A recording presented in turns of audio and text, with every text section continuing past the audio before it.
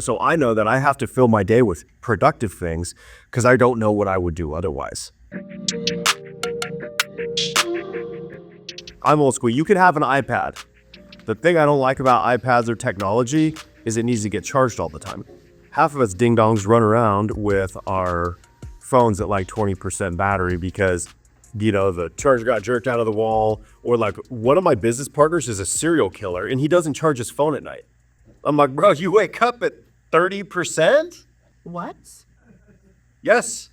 So that's why we have the iPad. This is my calendar from yesterday. I didn't print mine out today, naughty on me. And then I take notes on my calendar and then keep a greatness tracker with you. This is a reminder of what you should be doing. And then you can write the names and who you talked to and who you met with throughout the week. And then that way you can go back and update your Brivity when time allows, right? Because if we're trying to do everything all the time, we end up doing nothing. So this is where like the time blocking comes into play. Like there's literal blocks of time on my schedule. And I do my very best to check my schedule with what I'm doing to make sure I'm staying on task. I don't do it 100%, but this is one of those super critical disciplines.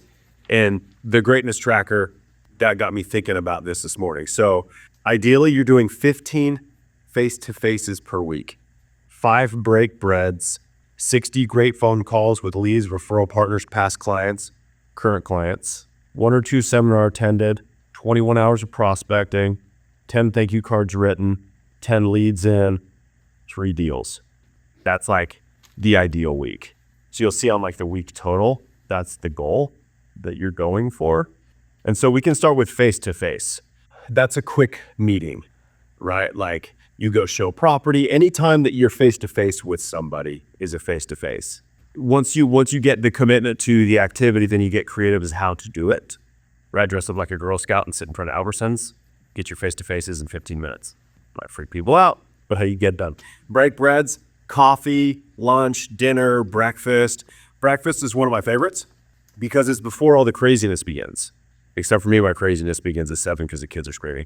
So we could do a 5 a.m. breakfast if a breakfast place is open. Maybe barbecue at my house, right? So you do some break breads and then great phone calls. That explains itself, right?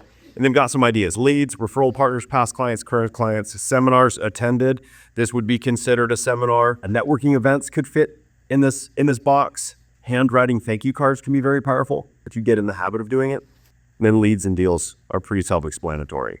I made 20 copies of this. We can make 10,000. We can scan it into the drive and you guys can print it out. If you have a good system and it's working, don't change it, right? But I ain't broke, don't face it. But if you're kind of struggling with, we're tracking appointments held on a monthly basis, you want on more appointments than that, and then maybe it wasn't in your calendar or whatever. Like this is just the good old fashioned iPad.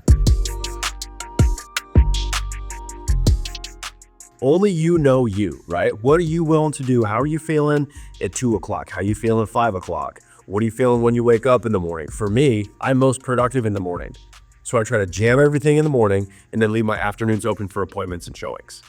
Some people are not morning people and they may have their most productive hours from 4 to 6 or from 10 to midnight. Who knows?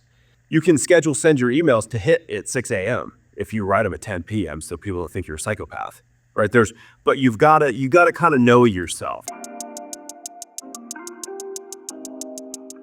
I am now running a business. I am not just selling. Now I sell when it's necessary, right? When times are tough, I hop back in to make sure I can pay my personal bills with my production. But ideally, I'm pouring everything back into you guys.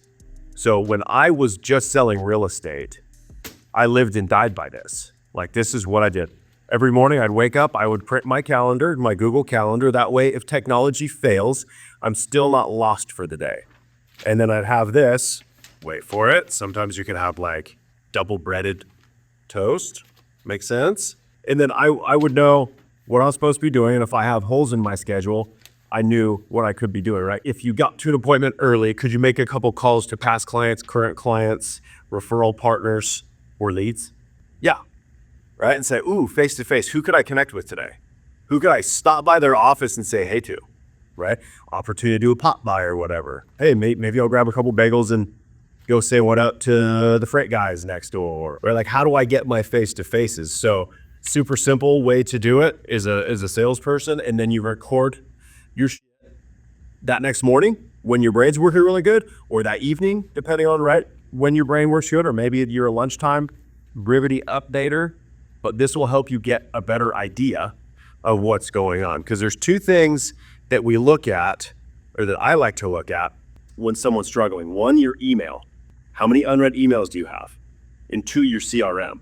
Like, how many notifications do you have? How many people back on the website? How many people are reaching out that you haven't reached back out to? We know everything we need to know about your business and your life based on your CRM and your email, right? Pull up your inbox right now. How many unread do you have? I have 30. That's a lot for me. Because if you have a lot of shit that needs to get done in your email that you're avoiding, and you have a lot of shit that needs to get done in your CRM that you're avoiding, you're certainly not doing this, right? Because it's all about taking it head on. Anyone dare tell me how many unread emails I have? I have 14. Not bad. 23. Okay. I have a 0 keynote policy, so I'll just look at them, mark them red, then go pull them. 46. But there are a lot of guest cards that I've not had time to get to this morning. Yeah. So these are just like little indicators that we can look for, and these are little things to keep us on track.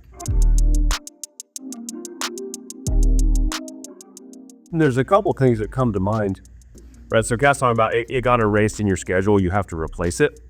You can grab and move your calendar stuff. I do that constantly. If you erase, you must replace, right? If Jason misses the gym, he works out at noon or at 5, right? Because if you erase it, you must replace it. If your lead gen time gets blown apart because of a crazy deal, then you still do your lead gen, you just move it around. And another thing that's super powerful for salespeople, and even for Kat, because she's sales as well for management. Hey, you've reached Adam. I'm unavailable from 8 until noon today. I'll be returning all calls between 2 and 3 o'clock, right? If you set the expectation and you let people know, you can also do, if you have an iPhone, an autoresponder on there. You can put it into I'm driving mode and it'll auto respond. Hey, I'm booked until noon today. I'm booked until 2. If you text me during this time, I'll get back to you at this time. Like, if people know what to expect mentally, they're fine. But if they text you and then you just don't text them back for 2 days, they think that you're ignoring them, right? So having a voicemail or autoresponder on your text when you are concentrated on doing what you're doing, you can protect that time. Because remember, if it's an emergency, they need to call 911, right? They don't call us. Okay, we're not like the house ambulance that puts fires out, right? That's the fire department's job. They're being shot at or followed in a dark alley. They don't call us. And if they do, they're mistaken. So there are no emergencies in real estate. When I started, I changed my voice message every morning. Hey, you've reached Adam. I'll be in showings from 12 to 2 today. I should be available for phone calls between 10 and 11 and 3 to 5. Those are the times I'll be calling you back if you leave me a message. If you don't leave me a message, I will not call you back. Right, the next day, hey, this is Adam. I am in appointments from 8 a.m. to 11 a.m. today, and then I'll be returning calls from 1 to 3 this afternoon. Then people, oh, okay, right? Every day I wake up, set my voicemail, check my greatness tracker, print my calendar, get to the office by 8. I do my calls from 8 to 10, and then from 10 to noon, I do follow up on the stuff from the past, and from noon to 5, I'm free to do whatever the fuck I want. Hopefully sell houses, right? Every day I. It's very consistent because you have one job, right? This is your job. Your job is to, make contacts, set appointments, pen deals, and add them to your database. CAPD, C-A-P-D, right there, somewhere. We tend to avoid things that we don't want to confront. Like, I know people that don't pay their credit card bills and they just put them in the trash. They don't open them because somehow they think avoiding it temporarily fixes the anxiety. But if you just take it head on, call the credit card company, right? Dude, I can't make the payment this month. Let's work something out. You can fix this stuff, whatever it is. But avoiding it's the one thing that you can't do because that just makes it worse, right? Like a festering wound, right? You got cut, you didn't go to the doctor, and now it's getting worse and worse. Now you can't walk. That's what happens when we avoid this stuff. My sister did that with a broken tooth. It'll kill you. Yeah. So don't avoid this stuff. You'll see the beast. The beast is right here. And a blank sheet means no money for you. And then a blank sheet means negativity starts to set in and self-doubt. All these other things start to occur because you know what you're supposed to do and you're just flat out not doing it. And then that just begs a question, what the are you doing all day? I wonder that with a lot of people, just in general. There's guys that are like in their early 50s. I know, like their friends, they're retired. I'm like, literally dying to know, dude, what do you do every day? What time do you wake up? Then what? Then what? Okay, it's 4 o'clock. Now what? Time do you go to bed? You know what I mean? Like, what do you do? I don't know what I would do. Like, I can only golf so much. I can only drive around so much. You know, all that stuff costs money, right? Because I was always taught, if you're making it, you're not spending it, right? So if you're at work being productive, you're making money, you're not spending money. But then if you're not making it, you're spending it, right? So I'm driving around, gas costs money, golf, you know, whatever lets you like walk circles a lot, like walk in your neighborhood. You know, so I know that I have to fill my day with productive things because I don't know what I would do otherwise. Yeah, we have to keep ourselves on track because it's really weird, right? It's a weird situation that like real estate agents are in because when you do a deal, it's a good paycheck. And there's like this big lag or this big gap between, you know, contact and the reward, right? So this is like your little present. Here's the bow on it. It's got like the wrapping. But the work was back here, and this is like 90 to 120 days. So you don't have a mental connection to the appointment Victor set on Saturday, November, December, January, to the check in February. Because by then, you met with these people a bunch, maybe you've taken them to lunch and you know, had some coffee between showings. And you're like, how did we meet? And it's like, oh, that's right. In October, I called you and we connected in November, and then you bought a house in February. So because of this is really the problem in real estate, right? If you worked at a car lot, they would walk in and you'd sell them a car, or you'd hit the phones on all the people that have walked in or all the people that have purchased in the past, right? Those are all different kinds of leads. All the people in the service department, all the people on the website looking, right? You look at cars online, but they do it and then the deal closes relatively quickly. Maybe they come back and you close them next week, but you know, that connection's a lot easier to make for I made a call and did a deal, because I made a call and all of these things they had to get pre-qualified, and then the spouse wants something different, and then the mom's aunt is a real estate agent too, and they went to a bunch of open houses, and then you finally like get a deal over here. We have to have the weekly stuff like a greatness tracker or like a goal for appointments or the prospecting day and the call day and the inventory creation day to give us little shots of dopamine or rewards in between when we actually get paid. And then ideally, you do this consistently. And so you'll have these 90-day little rainbows, right? Because you're working every day. And then what ends up happening is now I'm doing the activity today, but I'm getting paid from what I did 90 days ago. And then I start getting consistent paychecks because of the consistency. But too often we get this pay and then nothing happens here. And then you end up with a gap. And you go back to zero and you feel like you're restarting your business. All you need is consistency. Like that's kind of all we need. There's not like any magic pill to this, is the consistency aspect. You have no expenses other than what, your $85 a month to EXP when you're not making any money. I'm paying for the leads to come in, right, with the Google ads, I'm paying for the building, we're paying for the staff, we're paying for the training. So when you do start, you're not going backwards. Like when I started this, I had all this money going out every month and no money coming in. So then you're negative, and then your first closings are just paying back the bills from the past months where you didn't have any closings. And then you finally get above water. And then if you have a dry spell, so I would close a lot of deals, but it would just pay for the business. And then I wouldn't actually have any money in my personal account. So here, all that's covered. So you're pretty much just going up. It's very difficult to go down because you're not spending money on stuff, right? Signs, lock boxes, whatever.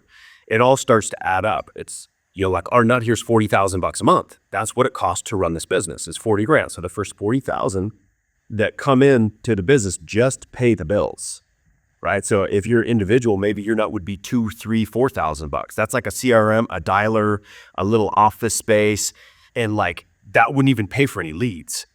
Like minimum lead spend is like 1,000 plus. We spend 8,000 getting in 80 leads a month, 100 leads a month. Like these are big numbers, right? So that's the benefit is here, you're not dying because a lot of this is staying power, right? 2023 and 2024 have been the worst years for real estate sales since 1995. Who was born after 1995? Yeah. This is the worst in Nisha's lifetime. Like that's staggering. I was 9, right? Real estate hasn't been this bad sales volume wise since 1995 when I was 9 years old. So the fact that we're here is a testament to we're doing something right. We're talking like under 3 million or a little over 3 million homes sold this year and last year, 3 point something. Someone can find the stat, 3 point maybe 6. You know, we were 6+ million in 2022, right? That's half. It's staggering. So 2025 probably won't be 6 million because things have to ramp up, right? We're not going to just like see like a huge spike, but hopefully it starts trending in the right direction. A little bit less friction, you know, the election's over, hopefully interest rates come down, hopefully values stay kind of stable to where it makes sense for people to get back into the market, and they have to feel good about it. So pay attention to customer sentiment or confidence. There's like confidence indexes, right? When there's uncertainty, people's confidence is lower and they don't want to do anything. But when there's more certainty and there's more positivity in the markets, right? Like when the stock market goes up. So typically stock market, the day after the election went up, I don't know, 1,500. You would expect it to go down about 900 the next day, but it didn't. It only went down like 200 and the next day it went up.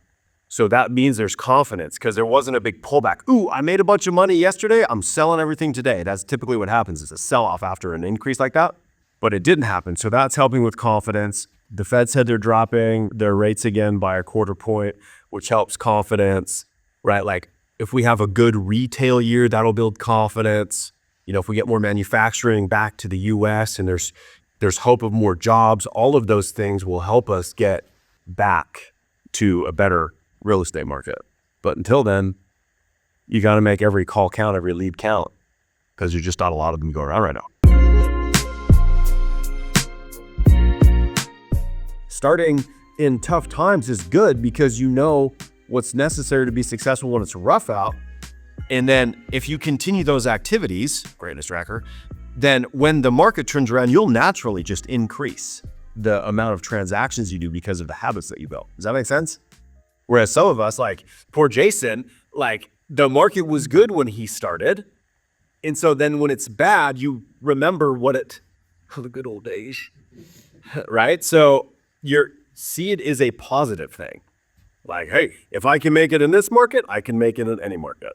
You know, in 2000 to like 2007, the market was good. It was easy. Like real estate agents were also builders. They were just building houses. They didn't know what they were doing and make 150 grand a house. And then they'd sell them, make 25 grand a house selling it. It was just stupid, right? And then when it went down, a lot of those agents left the market. Like if you go back, I don't know how far back our MLS goes, but if you go look at all the people that were selling in like 05 and 06, you will not recognize almost any of those names.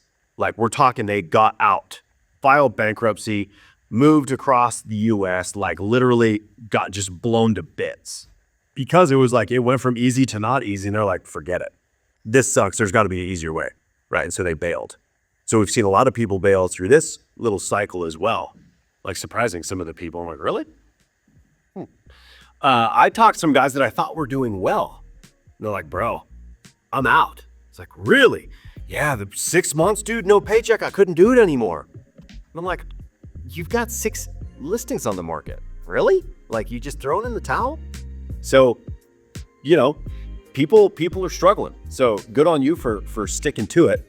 And new guys, if you can get some deals done now, you'll be able to do twice as many deals in a couple of years when the thing gets better, when the market gets better.